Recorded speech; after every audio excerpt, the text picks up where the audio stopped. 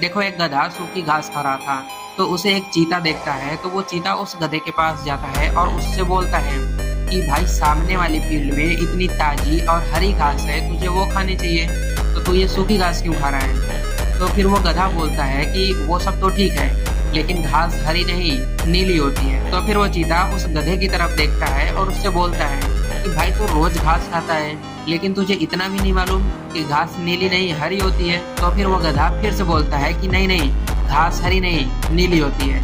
और काफी देर तक उन दोनों की बहस चलती रहती है। तो फिर वो चीता उस गधे से बोलता है कि चलो अब हम जंगल के राजा शेर के पास चलते हैं, वही हमें बताएंगे कि घास नीली होती है या हरी।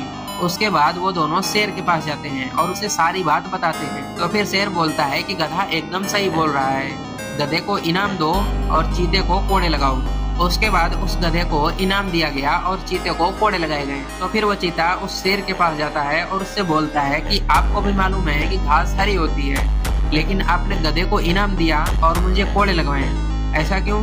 तो फिर वो शेर बोलता है कि तुझे कोड़े इसलिए नहीं लगवाए कि घास हरी होती है या नीली, तुझे कोड़े इसलिए लगवाए कि तू एक गधे से बहस कर ही क्यों रहा था।